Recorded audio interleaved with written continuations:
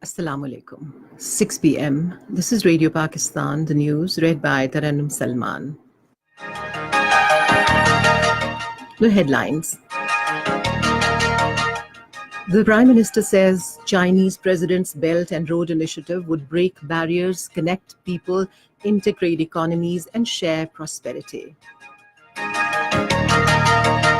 The Chinese president says deals worth more than $64 billion have been signed as part of China's Belt and Road Initiative this week. At the United Nations, Pakistan has said that it has deployed 15% female staff officers in peacekeeping missions to achieve the set goal. 3 levies personnel embraced martyrdom in a blast in Tehsil Shawa of North Waziristan today. Russian president hopes Iranian oil exports would continue despite Washington's efforts to stop them.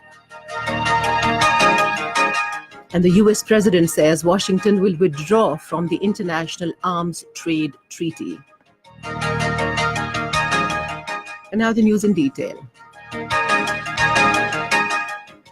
Prime Minister Imran Khan has stressed for further boosting connectivity under the umbrella of Belt and Road Initiative, addressing leaders' roundtable session of the second Belt and Road Forum in Beijing today. He said we should also consider digital connectivity, mobility of labor and transfer of skills, cultural links and knowledge and innovation connectivity to further expand the scope of the BRI.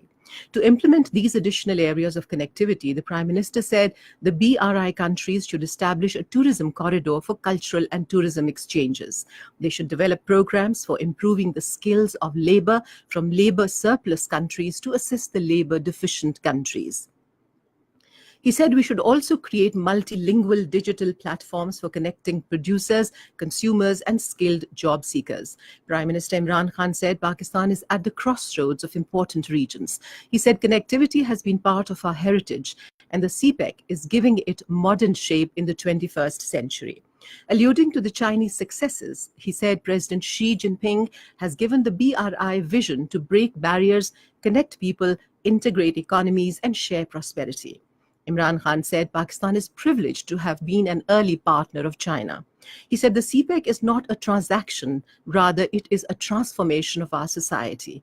Imran Khan noted that the connectivity of Gwadar port with China's Xinjiang region will provide a shorter route for China's imports, reduce the cost for Chinese companies, and develop Western China as well. Addressing, Xi said market principles will apply in all Belt and Road cooperation projects, and that his signature initiative to create the old Silk Road joining China with Asia and Europe will deliver green and high-quality development. In his closing remarks, President said this cooperation will enjoy higher quality and brighter prospects. President Xi Jinping hailed the deals worth more than $64 billion signed during China's Belt and Road Initiative this week. The total value of projects in the scheme stands at $3.67 trillion, spanning countries in Asia, Europe, Africa, Oceania, and South America. Addressing Belt and Road Roundtable Conference in Beijing, Chinese President Xi Jinping urged the need to expedite work for basic infrastructure and industrial development to meet the challenges of economy being faced by the world.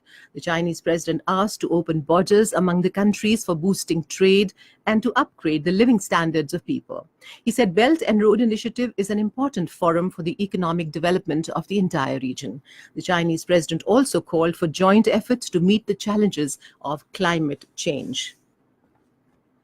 Prime Minister Imran Khan had a bilateral meeting with Ethiopian Prime Minister Abiy Ahmed Ali on the sidelines of the second Belt and Road Forum held in Beijing today. The two prime ministers exchanged views on the broad range of bilateral matters, highlighting Pakistan's participation in United Nations peacekeeping operations over the past several decades. Prime Minister Imran Khan stressed that Pakistan will continue to contribute to the cause of peace and security in Africa.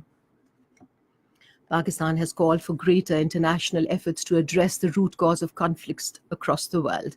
Participating in a debate on sexual violence in conflict at the UN Security Council, Pakistan's permanent representative in the United Nations, Maliha Lodi, said that foreign occupation creates the breeding ground for violence perpetrated by the occupying forces against women. She told the council that Pakistan is deploying a female infantry engagement team in the Democratic Republic of Congo next month.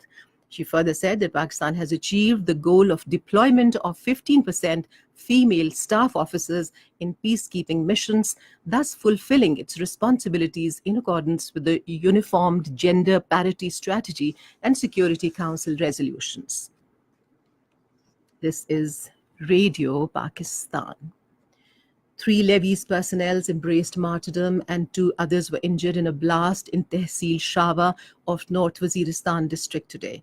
According to details, the explosive material was planted near a levies checkpost. Meanwhile, Chief Minister Khyber Pakhtunkhwa Mahmood Khan has strongly condemned North Waziristan blast and expressed grief over the loss of precious lives in the incident. Naval Chief Zafar Mahmood Abbasi visited Chinese shipyards in Shanghai to review the ships being built for Pakistan Navy. On the occasion, the naval chief was given a detailed briefing on the ship manufacturing facilities at the shipyards. Later, the naval chief also met with the heads of different Chinese ship-making companies and discussed matters pertaining to mutual cooperation. Major General Umar Ahmad Bukhari assumed the charge as the 14th Director General of Pakistan Rangers in Sindh today. A ceremony to this effect was held at the Rangers headquarters, where Major General Muhammad Saeed handed over the charge of Director General to Major General Umar Ahmad Bukhari. Russian President Vladimir Putin has expressed the hope that Iranian oil exports would continue despite Washington's efforts to stop them. Putin, who is in Beijing to attend an investment conference, said, "We have not received any information from our Saudi partners or OPEC members indicating they are ready to quit the agreements." He said he had no idea how the world energy market is going to react to the toughening of sanctions against Iran. Earlier, Washington had demanded that buyers of Iranian crude halt purchases by Wednesday or face sanctions. US President Donald Trump has said he will withdraw his country from the International Arms Trade Treaty. Addressing National Rifle Association in Indianapolis, he said that he would revoke America's status as a signatory of the Arms Trade Treaty regulating conventional weapons.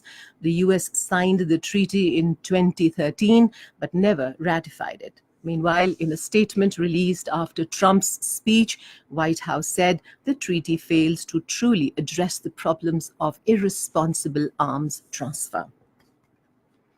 In Yemen, 10 people have been killed during an armed confrontation between rival factions loyal to the Saudi-backed government in Taiz province. A security official said that intra-faction fighting was between pro-government groups in and around old neighborhoods, and they also exchanged gunfire from heavy weapons. In Palestine, Israeli soldiers have injured 60 people, including 19 children, during clashes in the eastern Gaza Strip border close to Israel.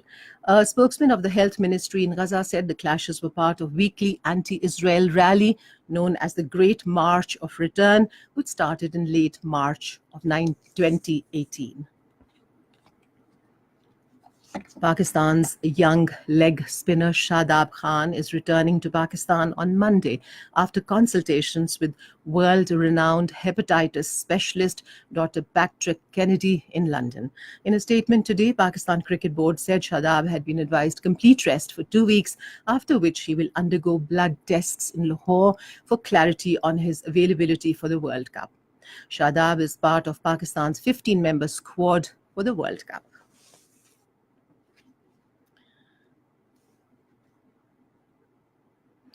And the weather.